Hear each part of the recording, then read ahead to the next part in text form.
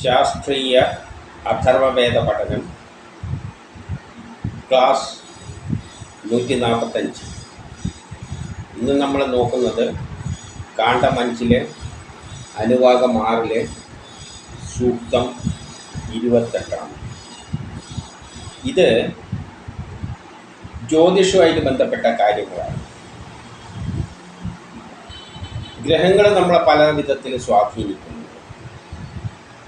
അതിൽ ഏറ്റവും പ്രധാനപ്പെട്ട ഗ്രഹം എന്ന് പറയുന്നത് സൂര്യൻ തന്നെയാണ്. സൗരയൂഥ സിസ്റ്റത്തിലെ എല്ലാത്തിനെയും സൂര്യനാണ് കേന്ദ്രം. പിന്നെ ചന്ദ്രനുമാണ്. അപ്പോൾ സൂര്യനും ചന്ദ്രനെയും കഴിച്ചാൽ പിന്നെ ഗ്രഹങ്ങളിൽ പ്രധാനപ്പെട്ടതായിട്ട് വരുന്ന 3 ഗ്രഹങ്ങളാണ്. അത് ശുക്രനും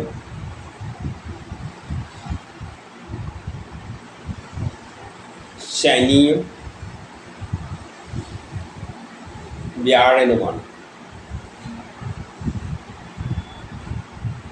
പിന്നെ ചൊവ്വ എന്നതൊരു വാർ ടൈപ്പ് ഗ്രഹമാണ്. എല്ലാത്തിനും പ്രശ്നം ഉണ്ടാക്കി നടക്കുന്ന ഒരു അത്തരത്തിലാണ് അതിനെ കാണുന്നത്. ബുധൻ എന്ന് പറയുന്നത് വിദ്യാജ്ഞാനവുമായിട്ട് ബന്ധപ്പെട്ടതാണെങ്കിലും അത് സൂര്യൻ്റെ അടുത്തായതുകൊണ്ട് പലപ്പോഴും അതിന് ആ ഒരു ബലത്തിൽ ആക്ട് ചെയ്യാനുള്ള കഴിവ് അധികം സൂര്യൻ്റെ കൂടെയായിരിക്കും. സൂര്യൻ്റെ ഇൻഫ്ലുവൻസ് വളരെ കൂടുതലാണ്.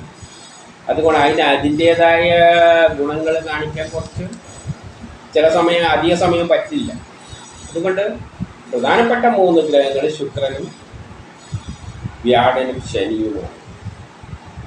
അപ്പോൾ അവയുടെ അടിസ്ഥാനത്തിലാണ് നമ്മുടെ ശരീരത്തിലുള്ള ബാക്കിയുള്ള പ്രവർത്തനങ്ങളെ എങ്ങനെയാണ് അവ നിയന്ത്രിക്കുന്നത് എന്നാണ് ഇവിടെ ജ്യോതിഷത്തിൻ്റെ അടിസ്ഥാനത്തിൽ പറയുകയാണ്.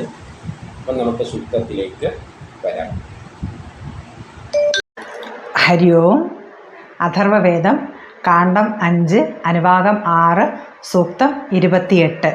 ഋഷി, അഥർവൻ, ദേവത, ത്രിവൃത്ത്, ഛന്ദസ്, ത്രിഷ്ടുപ്പ്, അനുഷ്ടുപ്പ്, ഉഷ്ണിക. നവപ്രാണാന്നവഭിഃ സംമിമീതേ ദീർഘായുത്വായ ശതശാരദായ ഹരിതേ ത്രീണി രജതേ ത്രീണ്യയസി ത്രീണി തപസ്സാവിഷ്ഠതാനി അഗ്നിഃ സൂര്യശ്ചന്ദ്രമാ ഭൂമിരാപോ ദ്യൗരന്തരിക്ഷ പ്രതിശോ ദിശശ്ച ആഋതവാ ഋതുഭിഃ സംവിധാന അനേന മാ ത്രിവൃതാ പാരയന്തു ത്രയഃ പോഷാസ്ത യുവൃതി ശ്രയന്താമനക്തു പൂഷാ പയസാ കൃതേ അന്നസ്യ ഭൂമാ പുരുഷസ്യ ഭൂമാ ഭൂമാ പശൂനാം തൈഃ ശ്രയന്താമ ഇമാമദിത്യാ വസൂനാ സമുക്ഷതേ മമഗ്നേ വരുധയ വാവൃദാനഃ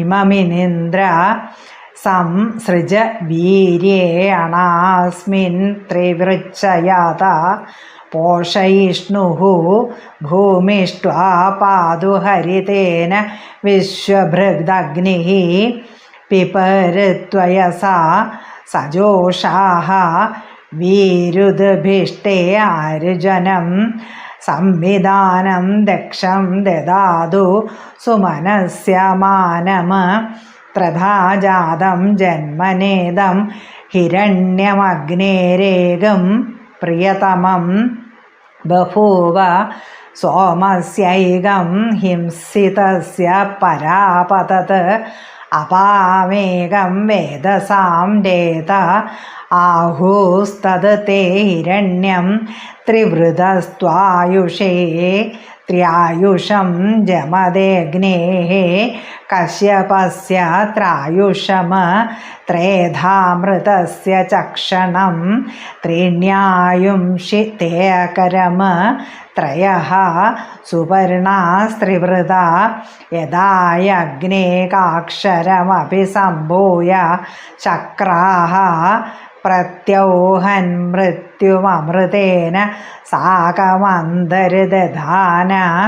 ദുരിതാനി വിശ്വാ ദിവസ്ത്വാ പാതു ഹരിതം മദ്യാത് ത്വാ പാത്വരുജൂനമ ഭൂമ്യാ അയസ്മയം പാതു പ്രാഗാദേവപുരാ അയം ഇമാസ്തിസ്രോ ദേവപുരാസ്താത്വാ രക്ഷന്തു സർവദാ താസ്ത്വം ബിഭ്രദ്വരചസ്വ്യുത്തരോ ദ്യുഷതാം ഭവ പുരം ദേവാനാമൃതം ഹിരണ്യം യ അഭേദേ പ്രഥമോ ദേവോ അഗ്രേ തസ്മൈ നമോ ദശ പ്രാചീഹി കൃണോമ്യനു മന്യതാം ത്രിവ്യതാപതേ മേ ആത്വാ ശ്രുതത്വര്യമാ പൂഷാ ബൃഹസ്പതി അഹർജാതസ്യ യന്നാമതേന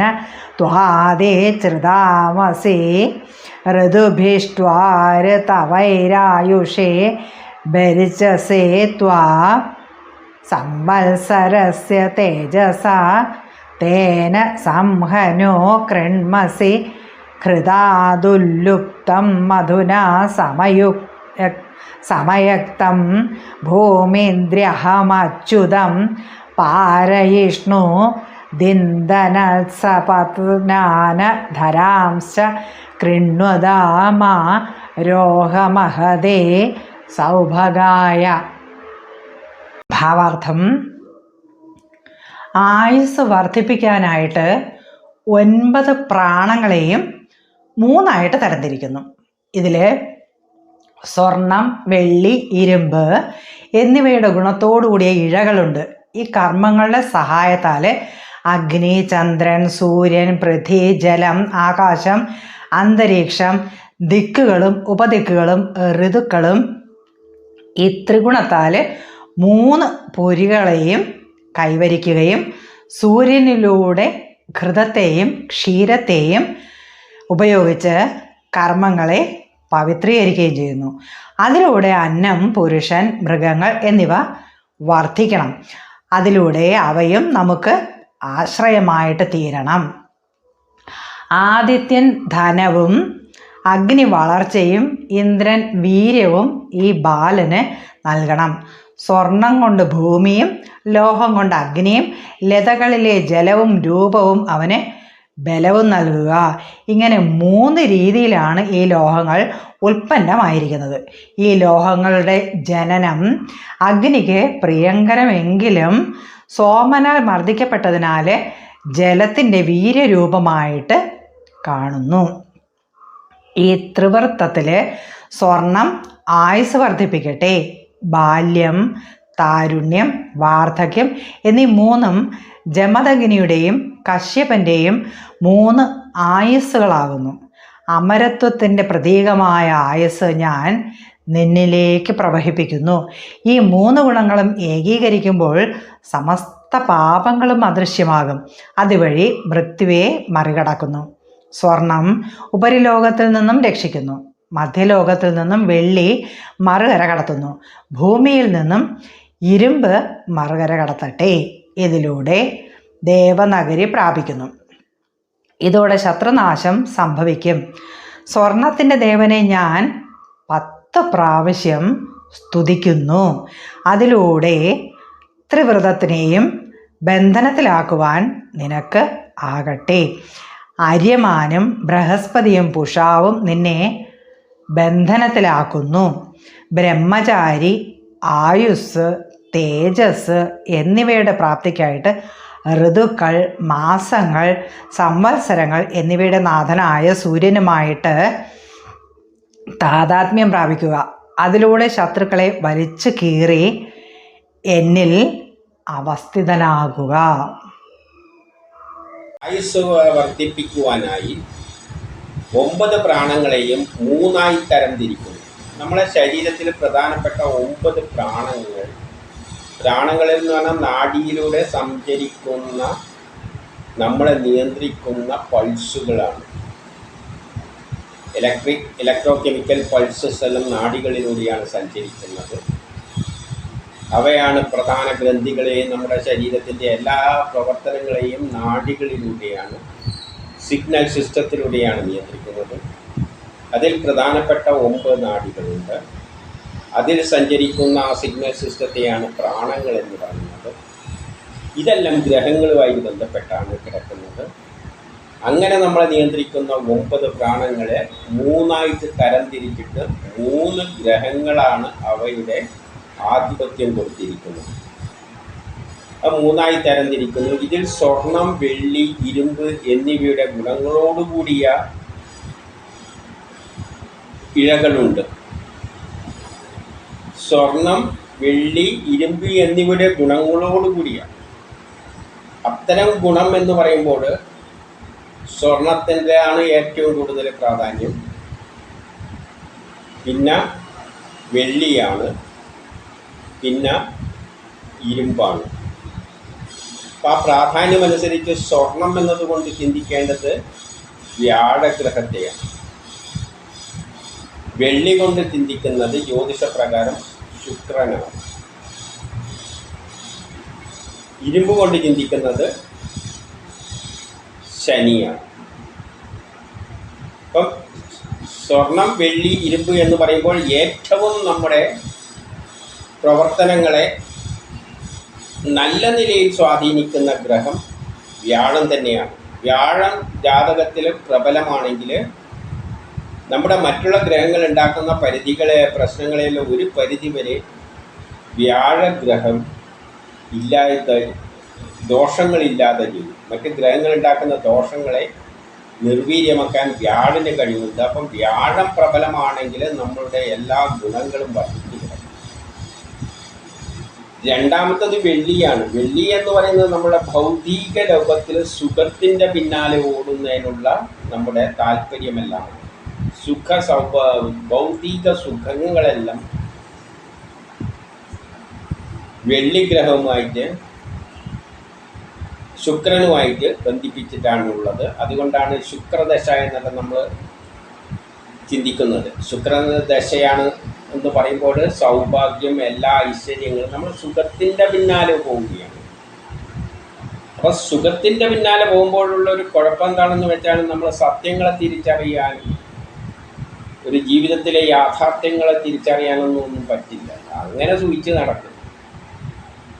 പക്ഷേ വ്യാഴന പ്രബലമാകുമ്പോൾ ചിന്തിക്കാനുള്ള കഴിവും ബുദ്ധിശക്തിയും അതിലൂടെ സുഖത്തിൽ നിന്ന് നമ്മൾ ആ സുഖതൽപരത മാറ്റിക്കൊണ്ട് സത്യങ്ങൾ കണ്ടെത്താനും ബുദ്ധിപരമായി ചിന്തിക്കാനും അതിനുള്ള കഴിവാണ് വ്യാഴം നൽകുന്നത്. അപ്പോൾ ഒരു ഉന്നത നിലയിലേക്ക് എത്താൻ പണത്തിൻ്റെ പേരിൽ ഉന്നത നിലയിലെത്തിയാൽ പണം ഇല്ലാതാകുമ്പോൾ അവൻ വട്ടപ്പൂജ്യമാവും. പക്ഷെ അതല്ല, വ്യാഴം ബുദ്ധിപരമായും സ്വഭാവ വിശേഷങ്ങളോടുകൂടിയെല്ലാം ഒരു വ്യക്തിയെ വ്യക്തിത്വത്തിലേക്ക് ഉയർത്താനും എല്ലാം കഴിവുള്ള ഗ്രഹമാണ് വ്യാഴം. പക്ഷേ മനുഷ്യൻ്റെ ആഗ്രഹം എപ്പോഴും സുഖത്തിൻ്റെ പിന്നാലെ പോവുകയാണ്. അപ്പോൾ അത്തരം കാര്യങ്ങൾ കൺട്രോൾ ചെയ്യുന്നത് വെള്ളിയാണ്, അല്ലെങ്കിൽ ശുക്രഗ്രഹമാണ്. ശനി എന്നത് ഇരുമ്പാണ്. ഇരുമ്പാണ് എന്ന് പറഞ്ഞു കഴിഞ്ഞാൽ വേറൊരു ഗുണമുണ്ട്. ഇരുമ്പില്ലാതെ ഒരു പരിപാടിയും ഇന്ന് പുരോഗതിക്ക് നടക്കില്ല. സ്വർണം ഉണ്ടായതുകൊണ്ടൊന്നും കാര്യമില്ല. കെട്ടിടം കെട്ടണ്ടിക്കില്ലല്ല ഇരുമ്പ് തന്നെ വേണം. സ്വർണം വെറുതെ ഇങ്ങനെ അണിഞ്ഞ് നടക്കാൻ പറ്റുകയുള്ളൂ. ഒരു രാഷ്ട്രത്തിൻ്റെ പുരോഗതി എന്ന് പറയുന്നത് ആ രാഷ്ട്രം എത്ര സൾഫ്യൂരിക് ആസിഡും എത്ര ഇരുമ്പ് ഉപയോഗിക്കുന്നു എന്നതിനെ ആശ്രയിച്ച്. ഈ കെട്ടിടങ്ങളെല്ലാം ഉയർന്നു വരുമ്പോൾ ഇരുമ്പ്. ശനിയും വളരെ പ്രധാനപ്പെട്ട ഒരു ഗ്രഹമാണ്. അത് ഭൂമിയായിട്ട് ബന്ധപ്പെട്ടുകൊണ്ട്. പക്ഷേ ശനിയാകുമ്പോൾ നമ്മളെ കഷ്ടപ്പാടുകളും ദുരിതങ്ങളും എല്ലാം ഭൂമിയിലാണല്ലോ കഷ്ടപ്പാടും ദുരിതമെല്ലാമായിട്ട് ഉള്ളത്. പക്ഷേ ഈ കഷ്ടപ്പാടും ദുരിതവും ഉണ്ടാകുമ്പോഴാണ് നമ്മൾ യഥാർത്ഥത്തിൽ ജീവിതത്തിലെ പല സത്യങ്ങളും, പ്രപഞ്ചത്തിലുള്ള പല സത്യങ്ങളും മനസ്സിലാക്കുന്നത്. സുഖിച്ച് നടക്കുന്നവന് ലോകത്തിൽ നടക്കുന്ന സംഭവങ്ങളൊന്നും അറിയില്ല. പക്ഷെ കഷ്ടപ്പെടുന്നവന് ഈ പ്രപഞ്ചത്തിൻ്റെ പാളിച്ചകൾ എവിടെയെല്ലാമാണ്, രാഷ്ട്രത്തിൽ സംഭവിക്കുന്ന ഭൂഭൂരിപക്ഷം വരുന്ന ജനങ്ങൾക്ക് സംഭവിക്കുന്ന കാര്യങ്ങളെന്താണ് എന്നെല്ലാം ചിന്തിക്കുവാനും സത്യത്തെ ശരിയായി കണ്ടെത്തുവാനും അനുഭവത്തിലൂടെ പഠിപ്പിക്കുന്ന ഒരു ഗ്രഹമാണ് ശനി.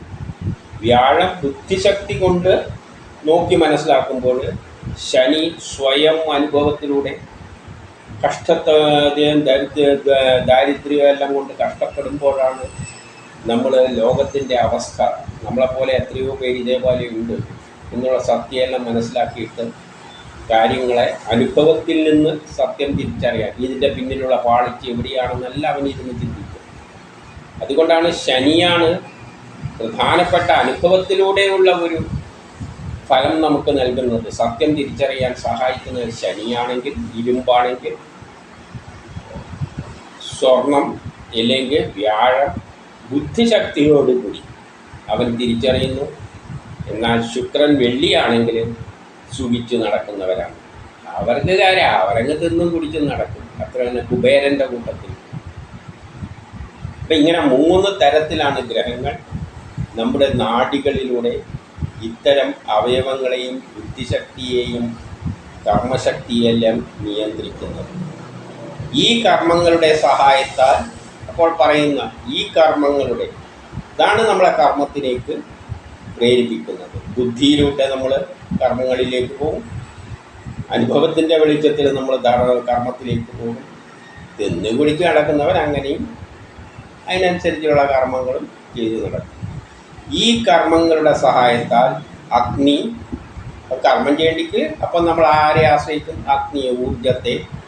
ചന്ദ്രൻ, സൂര്യൻ, ഭൂമി, ആകാശം, അന്തരീക്ഷം, ദിക്കുകളും ഉപദിക്കുകളും ഋതുക്കളും ചേർന്നുകൊണ്ട് അക്കരെ കടക്കുന്നു. അപ്പം ഇതിലൂടെയാണ് നമ്മളെ കർമ്മങ്ങൾ തീരുമാനിക്കുക. ഏത് തരത്തിൽ പോകണമെന്ന് ചിന്തയിലൂടെയും അനുഭവത്തിലൂടെയും. പിന്നെ സുഖിച്ച് കിടക്കുന്നവരങ്ങനെയാണ് ജീവിതത്തിൻ്റെ അക്കരെ കടക്കുന്നു.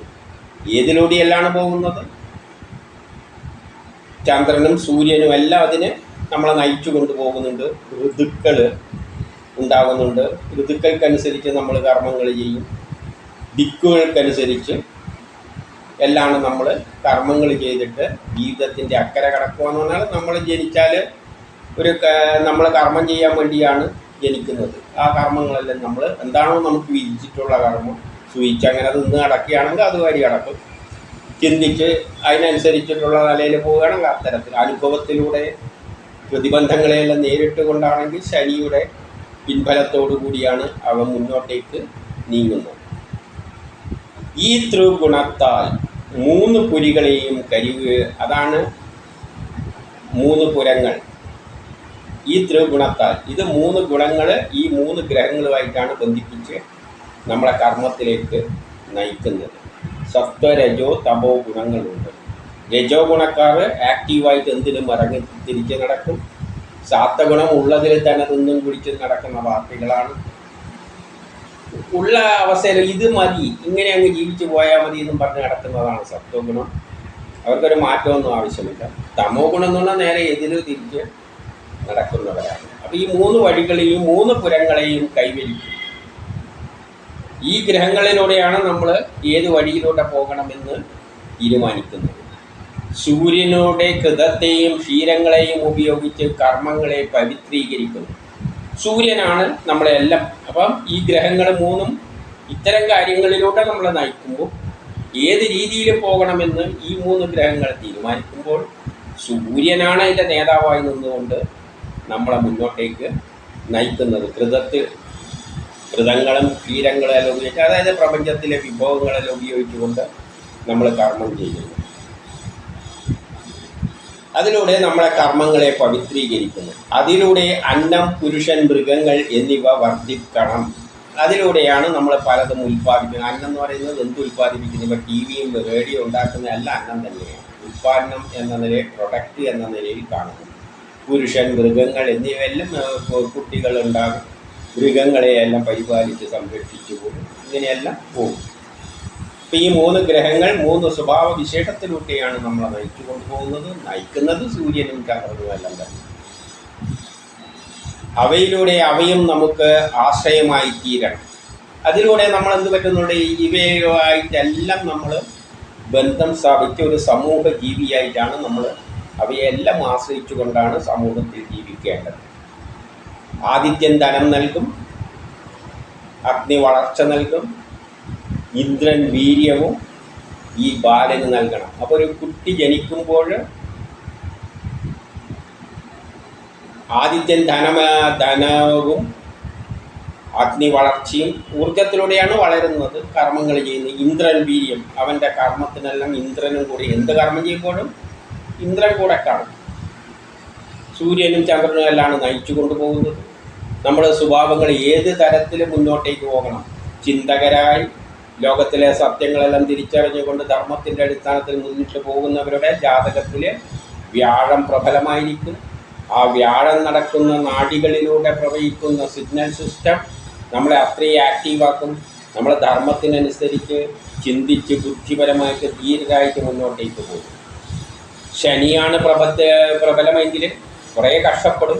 ആ കഷ്ടപ്പാടിലൂടെ തന്നെ നമ്മൾ പല സത്യങ്ങളും തിരിച്ചറിയും. ആ പല അധർമ്മങ്ങളെയും, സമൂഹത്തിലുള്ള അധർമ്മങ്ങളെ അപ്പോഴാണ് തിരിച്ചറിയുന്നത്.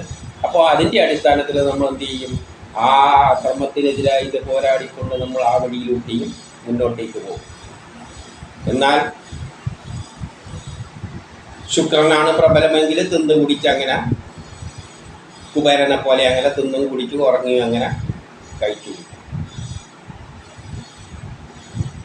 അപ്പം ഈ ഗ്രഹങ്ങളുടെ പ്രബലത അനുസരിച്ചാണ് നമ്മളുടെ സ്വഭാവവിശേഷങ്ങളെല്ലാം രൂപപ്പെടുന്നത്.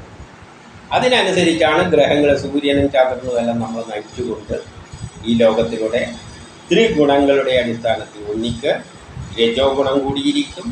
നമ്മളെ പുതിയ കർമ്മങ്ങളിലേക്ക് എടുത്തിയാണ് പുതിയ പുരോഗതിയിലേക്ക് വേണ്ടിയിട്ട് ലോകത്തെ മുന്നോട്ടേക്ക് നയിക്കാൻ ശ്രമിക്കും. തമോ ഗുണമാണെങ്കിൽ എതിർപ്പ്, എല്ലാത്തിനെയും എതിർത്തുകൊണ്ട് പിന്നോട്ടേക്ക് വലിച്ചുകൊണ്ട് നടക്കും. സത്വഗുണമാണെങ്കിൽ വേണ്ട ഇങ്ങനെ തന്നെ അങ്ങ് ജീവിച്ചാൽ മതി എന്നും പറഞ്ഞു നടക്കും. ഇതെല്ലാം ഈ ഗ്രഹങ്ങളാണ്. പക്ഷേ ഇതാണ് ഈ മനുഷ്യൻ്റെ സ്വഭാവങ്ങൾ നിശ്ചയിക്കുന്ന, നമ്മുടെ നാഡികളിലൂടെ സഞ്ചരിക്കുന്ന വായുകൾ, signal systems, electro chemical pulse, നമ്മളെ ചിന്തകളെയും ബുദ്ധികളെയും ശരീരത്തെയും എല്ലാം ആക്ടിവേറ്റ് ചെയ്യുന്ന ഇത്തരം പൾസുകൾ, ഇത്തരം 3 ഗ്രഹങ്ങളിലൂടെ 3 തരത്തിലാണ് നമ്മളെ രൂപകൽപ്പന ചെയ്തിരിക്കുന്നത്. അതിനനുസരിച്ചാണ് നമ്മൾ നീങ്ങുക. സ്വർണം കൊണ്ട് ഭൂമിയും, ലോഹം കൊണ്ട് അഗ്നിയും, ലതാദികളിലെ ജലരൂപവും അവന് ബലവും നൽകും. അപ്പോൾ സ്വർണം കൊണ്ട് ഭൂമിയും, ലോഹം കൊണ്ട് അഗ്നിയും, അതെല്ലാം ഭൂമിയിൽ വെച്ചാണ് നമ്മൾ ഇതെല്ലാം സംഭവിക്കുന്നത്. പിന്നെ ലതകളിലെ നീരും ജലവും എല്ലാം, ലതകളിലെ ഭക്ഷണം ഇവെല്ലാം ഉപയോഗിച്ചുകൊണ്ടാണ് നമ്മൾ കർമ്മങ്ങൾ ചെയ്യുക. ഇങ്ങനെ 3 രീതിയിലാണ് ഈ ലോഹങ്ങൾ ഉൽപ്പന്നമായിരിക്കുന്നത്. അപ്പോൾ ഈ 3 തരത്തിലാണ് ലോഹങ്ങൾ നമ്മളുടെ, ലോഹങ്ങൾ എന്ന് പറഞ്ഞാൽ ഈ ഗ്രഹങ്ങൾ, ഈ ലോഹങ്ങളെ കൊണ്ട് ഗ്രഹങ്ങളെ, ലോഹത്തിൻ്റെ സ്വഭാവമുള്ള എന്ന് പറയുമ്പോൾ ആ ഗ്രഹങ്ങളാണ് അവിടെ ഉദ്ദേശിക്കുന്നത്. ഈ 3 ഗ്രഹങ്ങളാണ് നമ്മളെ ഇങ്ങനെ 3 രീതിയിലാണ് ഈ ലോഹങ്ങൾ ഉൽപ്പന്നമായിരിക്കുന്നത്. ഈ ഗ്രഹങ്ങളിൽ ഈ 3 രീതിയിലാണ് നമ്മളിൽ പ്രവർത്തിക്കുന്നത് എന്ന് സാരം. ജനിക്കുന്ന ഒരു കുട്ടിയിൽ ഈ 3 ഗ്രഹങ്ങളുടെ അടിസ്ഥാനത്തിലാണ് അവൻ്റെ സ്വഭാവവിശേഷങ്ങൾ, ഏത് ഫീൽഡിലാണ് അവന് വർക്ക് ചെയ്യേണ്ടത്, അവൻ്റെ ചിന്താഗതി, ചിന്തിച്ച് ബുദ്ധിപരമായിട്ട് സത്യത്തിന് വേണ്ടിയോ അല്ലെങ്കിൽ ജീവിക്കുക, അല്ലെങ്കിൽ അനുഭവത്തിൻ്റെ വെളിച്ചത്തിൽ കർമ്മങ്ങളിൽ ഏർപ്പെടുക, അല്ലെങ്കിൽ ഇന്നാത്തമാരി അങ്ങ് തിന്നു കുടിച്ച് നടക്കുക. ഈ തരത്തിലാണ് നമ്മളെല്ലാം ഇഷ്ടപ്പെടുന്ന ശുക്രനാണ്. ശുക്രദശ തിന്നു കുടിച്ചങ്ങനെ നടക്കും. വ്യാഴം നന്നാണെന്ന് നമ്മളൊന്നും ആലോചിക്കില്ല, കാരണം ചിന്തിച്ച് ബുദ്ധിപരമായിട്ടുള്ള നീങ്ങണമെന്നുള്ളത്. ശനി നന്നാണ്, കാരണം അതാകുമ്പോൾ കുറേ കഷ്ടപ്പാടാണ്. അനുഭവത്തിലൂടെയാണ് നമ്മൾ കാര്യങ്ങൾ സത്യം തിരിച്ചറിയുന്നത്. അപ്പം അതിനെ ഒട്ടും നമ്മൾ ഇഷ്ടപ്പെടില്ല. അങ്ങനെ അനുഭവിച്ചിട്ട് പഠിക്കണ്ട. ഈ ലോഹങ്ങളുടെ ഇത്തരം ഇന്ധനം അഗ്നിക്ക് പ്രിയമാണെങ്കിലും സോമനാൽ മർദ്ദിക്കപ്പെടുന്നു. അതായത് ചന്ദ്രൻ, സോമൻ അധപ്പനം സംഭവിച്ചു. ഇതിനെയെല്ലാം സൂര്യനും ചന്ദ്രനുമാണ് നിയന്ത്രിക്കുന്നത്.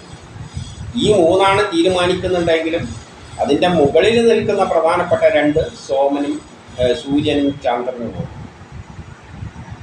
പക്ഷേ ചന്ദ്രൻ ഒരു സൗമ്യ സ്വഭാവക്കാരനാണ്, മനസ്സ്.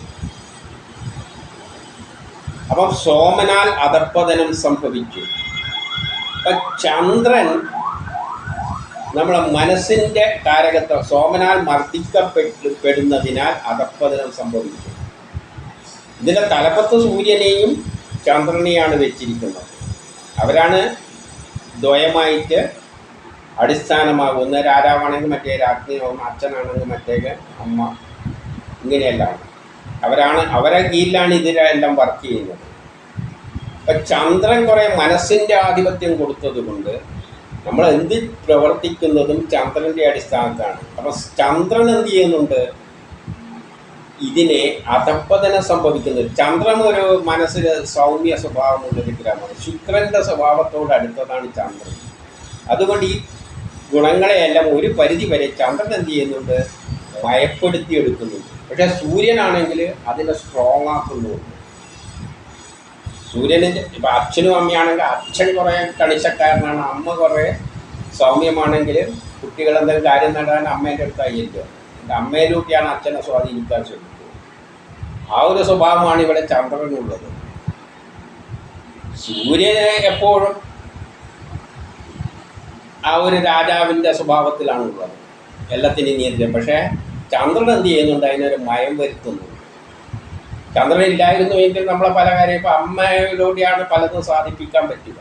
അച്ഛൻ ഭയങ്കര അച്ഛൻ്റെ അടുത്ത് പോകാൻ പോലും പറ്റില്ല. അപ്പോൾ അമ്മേനെ സ്ക്രൂ കയറ്റി വിട്ടിട്ടാണ് കാര്യങ്ങൾ സാധിക്കുന്നത്. അതുപോലെ ഇവിടെയും ഈ 3 ഗുണങ്ങളുണ്ടെങ്കിലും ചന്ദ്രൻ എന്ത് ചെയ്യുന്നുണ്ട്, അതിനെല്ലാം മയപ്പെടുത്തുന്നു. സജ്ജനങ്ങൾ ഒന്നിനെ ജലത്തിൻ്റെ വീര്യരൂപമായി കാണുന്നു. സജ്ജനങ്ങൾ ഒന്നിനെ ജലത്തിൻ്റെ വീര്യരൂപമായി കാണുന്നു. ഇവിടെ ജലത്തിൻ്റെ വീര്യരൂപമായിട്ടാണ് ചന്ദ്രനെ കാണുന്നത്. ചന്ദ്രൻ ജലവുമായിട്ടെല്ലാം ബന്ധപ്പെട്ടതാണ്. ചന്ദ്രൻ അങ്ങനെ ഒരു സ്വഭാവം ഉണ്ട്. അപ്പം ഇതെല്ലാം കൂടിയിട്ടാണ് ഒരാളുടെ ഒരു കുട്ടിയുടെ സ്വഭാവങ്ങൾ രൂപകൽപ്പന ചെയ്യുന്നത്. ഒരു ഗ്രഹത്തിനെ പൂർണ്ണമായി വിട്ടുകൊടുത്തിട്ടില്ല. അതിൻ്റെ ഇടയ്ക്ക് ചിലവർ ഈ ചന്ദ്രൻ വലിയ റോൾ എടുക്കുന്നുണ്ട്, ഒരു മയപ്പെടുത്തി കൊണ്ടുപോകുന്നുണ്ട്. ഈ ത്രിവൃത്തത്തിൽ സ്വർണം ആയുസ് വർദ്ധിപ്പിക്കട്ടെ. സ്വർണത്തിനാണ് നമ്മുടെ ആയുസ്സുമായിട്ട് ബന്ധപ്പെട്ടതിന് സ്വർണത്തിന്, അതായത് വ്യാഴത്തിന് വലിയ പ്രാധാന്യമുണ്ട്. വ്യാഴം ഏത് ഗ്രഹം നീചമായി നിന്ന് കഴിഞ്ഞാലും അതിൻ്റെ എല്ലാം ദൂഷ്യങ്ങളെ ഇല്ലാതാക്കാൻ വ്യാഴത്തിന് വലിയ കഴിവുണ്ട്. അപ്പോൾ ആയുസ്സെല്ലാം വർദ്ധിപ്പിക്കുന്നതിന് വ്യാഴം സഹായിക്കും. ബാല്യം, താരുണം, വാർദ്ധക്യം എന്നീ 3 ജമദഗ്നിയുടെയും കശ്യപൻ്റെയും 3 ആയുസ്സുകളാകും. ജമദഗ്നിയും കശ്യപനുമെല്ലാം വേദങ്ങളുടെ ഋഷികളാണ്, വേദങ്ങൾ എഴുതിയ ഋഷികളാണ്. കശ്യപൻ്റെ 3 ആയുസ്സുകളാകുന്നു എന്ന് പറയുകയാണെങ്കിൽ ഇവരെല്ലാണ് ആയുസ് വർദ്ധിപ്പിക്കാൻ വേണ്ടിയുള്ള വഴികളെല്ലാം വേദങ്ങളിലൂടെ നമുക്ക് തന്നിരിക്കുന്നത്. ഇപ്പോൾ ഈ യോഗയെല്ലാം അതുമായിട്ട് ബന്ധപ്പെട്ടുകൊണ്ട് ഡെവലപ്പ് ചെയ്ത് വെച്ചിട്ടുണ്ട്. ഈ ഗ്രഹങ്ങളുടെ പ്രശ്നങ്ങൾ പരിഹരിക്കുവാനുള്ള മാർഗങ്ങൾ യോഗയിലൂടെ എല്ലാം ഒരു പരിധിവരെ നിയന്ത്രിക്കാനുള്ള വഴികളും ഇത്തരം ഋഷികളിലൂടെയെല്ലാം നമുക്ക് നൽകിയിട്ടുണ്ട്. ഈ ഗ്രഹങ്ങളുടെ സ്വാധീനം കൊണ്ടുണ്ടാകുന്ന ചിലപ്പോഴുള്ള ദൂഷ്യവശങ്ങളെയെല്ലാം ഒരു പരിധിവരെ, അല്ലെങ്കിൽ ജനിതക ഘടനയിലൂടെ ഉണ്ടാകുന്ന രോഗങ്ങളെ ഒരു പരിധിവരെ നിയന്ത്രിക്കാൻ കശ്യപ മഹർഷിയും ജമദഗ്നി മഹർഷിയുടെയും 3 ആയുസ്സുകൾ, 3 തരത്തിൽ അവർ ആയുസ് വർദ്ധിപ്പിക്കാനുള്ള വഴികളെല്ലാം, ഇവയുടെ ദൂഷ്യങ്ങളിലെ മറികടക്കാനുള്ള വഴികളും പറഞ്ഞു തന്നിട്ടുണ്ട്. അമരത്വത്തിൻ്റെ പ്രതീകമായ ആയുസ് ഞാൻ നിന്നിലേക്ക് പ്രവഹിപ്പിക്കുന്നു. അതിലൂടെ നിങ്ങൾക്ക് എന്ത് ചെയ്യാം, അമരത്വത്തിന് സമാനമായ ദീർഘായുസ് നിങ്ങൾക്ക് നേടിയെടുക്കാം. ഈ ഋഷികളുടെയെല്ലാം വേദമന്ത്രങ്ങളിൽ പറയുന്ന കാര്യങ്ങളനുസരിച്ച് പോവുകയാണെങ്കിൽ ഈ ഗ്രഹങ്ങളെ കൊണ്ടുണ്ടാകുന്ന ദൂഷ്യവശങ്ങൾ ഒരു പരിധിവരെ നിങ്ങൾക്ക് മറികടക്കാം. ഈ ത്രിഗുണങ്ങൾ നിങ്ങളിലേക്ക് പ്രവഹിപ്പിക്കുന്നു. അപ്പം കുട്ടിയിലേക്ക്, ഒരു കുട്ടിയെ ജനിക്കുന്ന കാര്യം പറഞ്ഞു, ആ കുട്ടിയിലേക്ക് ഈ 3 ഗുണങ്ങളും പ്രവഹിപ്പിക്കുന്നുണ്ട്. ഈ 3 ഗ്രഹങ്ങളും അവരുടേതായ സ്വഭാവവിശേഷങ്ങൾ ഈ കുട്ടിയിലേക്ക് ഉണ്ടാക്കുന്നുണ്ട്. അപ്പോൾ അതിനെ സൂര്യനും ചന്ദ്രനും എല്ലാം നിയന്ത്രിക്കുന്നുണ്ട്. കൂട്ടിയോ കുറയ്ക്കുക, സൂര്യൻ കൂട്ടാൻ ശ്രമിക്കുകയാണെങ്കിൽ ചന്ദ്രൻ കുറക്കാൻ ശ്രമിക്കുക, അങ്ങനെയെല്ലാം ഉണ്ട്. അതിൻ്റെ കൂട്ടത്തിൽ നമുക്ക് യോഗയിലൂടെയെല്ലാം ഒരു പരിധിവരെ അതിനെ നിയന്ത്രിക്കാം. ഈ കുട്ടിയുടെ ജനിതഘടനയിലുണ്ടാകുന്ന ചില കുഴപ്പങ്ങൾ പ്രയാസങ്ങളെല്ലാം യോഗയിലൊക്കെ എല്ലാം മറികടക്കാൻ പറ്റും. ഈ 3 ഗുണങ്ങളും ഏകീകരിക്കുമ്പോൾ സമസ്ത പാപങ്ങളും അദൃശ്യമാകും. അങ്ങനെ ഈ 3 ഗുണങ്ങളും ഏകീകരിച്ചുകൊണ്ടാണ്, ഇവയെല്ലാം ഏകീകരിപ്പിക്കുന്നതിന് സൂര്യനും ചന്ദ്രനും എല്ലാം വലിയ പങ്കുണ്ട്. അവരിലൂടെയാണ് നമ്മൾ കർമ്മങ്ങൾ ചെയ്യുന്നത്. അപ്പോൾ അതിനനുസരിച്ച് നമ്മൾ കർമ്മങ്ങൾ ചെയ്യുമ്പോൾ നമ്മളെ പാപങ്ങളെല്ലാം ഇല്ലാതാകും. ഇവയുടെ ഒരു കൂട്ടായ പ്രവർത്തനത്തിലൂടെയാണ് നമ്മൾ കർമ്മങ്ങളെ, നമ്മളെ നാഡികളിലൂടെ വായു പ്രവഹിക്കുമ്പോൾ അല്ലെങ്കിൽ സിഗ്നൽ സിസ്റ്റം പ്രവഹിക്കുമ്പോൾ അതിനനുസരിച്ച് നമ്മളെ കർമ്മങ്ങളിലേക്ക് പ്രേരിപ്പിച്ചിട്ട് മുന്നോട്ടേക്ക് കൊണ്ടുപോകും. അതുവഴി മൃത്യുവെ മറികടക്കുവാനും പറ്റും. നമുക്ക് മരണത്തെ പോലും ഒരു പരിധി വരെ മാറ്റി മാറ്റി കൊണ്ടുപോകാം. സ്വർണം ഉപരിലോകത്തിൽ രക്ഷിക്കുന്നു. സ്വർണം എന്ന് പറയുന്നത് വ്യാഴം മുകളിലുള്ള ഗ്രഹങ്ങളുടെ എല്ലാ ഗ്രഹങ്ങളുടെയും സ്വാധീനത്തെ നിയന്ത്രിക്കാനുള്ള കഴിവ് വ്യാഴനുണ്ട്. അതുകൊണ്ട് അത് ഉപരിലോകത്തിലാണ് നിൽക്കുന്നത്. മധ്യലോകത്തിൽ നിന്ന് വെള്ളി മറുകര കടത്തുന്നു. മധ്യലോകത്തിലാണുള്ളത് ആര്? വെള്ളി, ശുക്രൻ. അപ്പം മധ്യലോകത്തിലുള്ള കാര്യങ്ങളെല്ലാം, അതായത് ഭൗതിക ലോകത്തിൽ, മധ്യലോകം നനവത്തൊന്ന് കുടിച്ച് അടക്കുക എന്ന് പറഞ്ഞാൽ മധ്യവർത്തികളാണ്. മറ്റേത് ഉപരി ചിന്തകരെല്ലാകുമ്പോൾ അങ്ങ് ഉപരി വർഗത്താണ്. വ്യാഴം എന്ന് പറയുമ്പോൾ അങ്ങ് സമൂഹത്തിൽ ഉപരി സ്ഥലത്തിലേക്ക് പോയിരിക്കുകയാണ്. തിന്നുകുടിച്ച് സൂചിച്ച് നടക്കുന്നവരങ്ങനെ ലോകത്തിൽ അങ്ങ് ജീവിച്ചു പോകുന്നവരാണ്. ഭൂമിയിൽ നിന്നും ഇരുമ്പ് മറുകര കടത്തട്ടെ. പക്ഷേ ശനിയാണ് പ്രബലമെങ്കിൽ നമ്മൾ ഭൂമിയിൽ ചേർന്നു നിന്നുകൊണ്ടാണ് ചിന്തിക്കുന്നത്. ഭൂമിയിലുള്ള അനുഭവങ്ങളിലൂടെയാണ് ശനി നമ്മളെ കൊണ്ടുപോവുക. ഭൂമിയിൽ ജീവിക്കുമ്പോൾ പല പ്രശ്നങ്ങളെയും നമ്മൾ നേരിടേണ്ടി വരുന്നു. ശനി അതുകൊണ്ടാണ് ശനിയെ നമുക്ക് ഇഷ്ടപ്പെടാത്തത്. ശനി നമ്മളെ ജീവിതത്തിൽ ഭൂമിയിൽ പതിപ്പിച്ച് ഭൂമിയിൽ ജീവിക്കാൻ പഠിപ്പിക്കും. നീ ഭൂമിയിൽ നിന്ന് ജീവിക്കും. ഭൂമിയിലുള്ള അനുഭവങ്ങളെല്ലാം നീ അനുഭവിക്കുക. കഷ്ടപ്പാട്, ദുരിതങ്ങളെല്ലാം പലവരും അനുഭവിക്കുന്നത്, അത് നീയും കൂടി ഒന്ന് അനുഭവിക്കും. അതിൽ നിന്ന് പാഠം ഉൾക്കൊണ്ടുകൊണ്ട് നീ അതിനെതിരായിട്ട് പ്രവർത്തിച്ചുകൊണ്ട് നല്ലൊരു സമൂഹം ഉണ്ടാക്കാൻ വേണ്ടി നീ പ്രവർത്തിക്കുക. നിൻ്റെ അനുഭവത്തിലൂടെ നീ നേരിടുക. അങ്ങനെയുള്ള ജനവിഭാഗമാണ് ലോകത്തെ മുന്നോട്ടേക്ക് നയിക്കുന്നത്. തിന്നുകുടിച്ച് നടക്കുന്നവരങ്ങനെ അങ്ങ് പോകും. പക്ഷേ മുകളിലുള്ള ജനങ്ങൾ എന്ന് പറഞ്ഞാൽ തത്വചിന്തകരാണ്. വ്യാഴം, അവർ ദീർഘവീക്ഷണത്തിലൂടെ, അവർക്ക് അനുഭവമൊന്നും ആവശ്യമില്ല. അവർ ദീർഘവീക്ഷണത്തിലൂടെ ലോകത്ത് നടക്കുന്ന സംഭവങ്ങൾ എന്താണെന്ന് മുൻകൂട്ടി കണ്ടുകൊണ്ട് പ്രവചിക്കുന്നവരാണ്. അപ്പം വ്യാഴം മുകളിൽ നിന്നും ശുക്രൻ നടുവിൽ നിന്നും ഇങ്ങനെ ശനി ഭൂമിയിൽ നിന്നുകൊണ്ടും എന്ത് ചെയ്യുന്നു? നമ്മളെ മറുകടർത്തുന്നു, നമ്മളെ കർമ്മത്തിലേക്ക് പ്രേരിപ്പിക്കുന്നു. അതിലൂടെ ദേവനാഗരി പ്രാപിക്കുന്നു. നമ്മുടെ കർമ്മങ്ങൾ എന്തിനു വേണ്ടിയാണോ ജനിച്ചത് അത് നമ്മൾ സാക്ഷാത്കരിക്കുന്നു. ഇതോടെ ശത്രുനാശം സംഭവിക്കും. ഈ കർമ്മങ്ങളിലൂടെയാണ് നമ്മളെ ശത്രുതയെ നേരിട്ട് കൊണ്ട് മുന്നോട്ടേക്ക് പോകുന്നത്. ചിന്തകരുടെ നല്ല ചിന്തിച്ച് ബുദ്ധി ഉപയോഗിച്ച് പ്രവർത്തിച്ചുകൊണ്ട് പ്രശ്നങ്ങളെ മറികടക്കാൻ പ്രേരിപ്പിക്കുമ്പോൾ ഭൂമിയിൽ താമസിക്കുന്ന അനുഭവത്തിൽ നിന്ന് പഠിച്ചിട്ട് അതിനെതിരായിട്ട് പോരാടിക്കൊണ്ട് ജീവിതത്തെ മുന്നോട്ടേക്ക് നയിക്കുമ്പോൾ നിന്ന് പിടിച്ച് കിടക്കുന്നവരങ്ങനെ അങ്ങ് സൂചിച്ചിട്ട് അങ്ങ് പോകും. അവർക്ക് അങ്ങനെയാണ് അവർക്ക് വലിയ ശത്രുതയൊന്നുമില്ല, അങ്ങനെ അങ്ങ് ജീവിക്കും. മറ്റുള്ളവർ ഇതിലൂടെയാണ് ശത്രുനാശം സംഭവിക്കുന്നത്.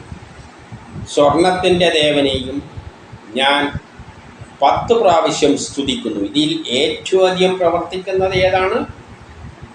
ചിന്തകരാണ്. അനുഭവത്തിൻ്റെ വെളിച്ചത്തിൽ നടക്കുന്നവർക്ക്, ഭൂമിയിൽ ജീവിക്കുന്നവർക്ക്, അത് സാധാരണ ജനങ്ങളാണ്.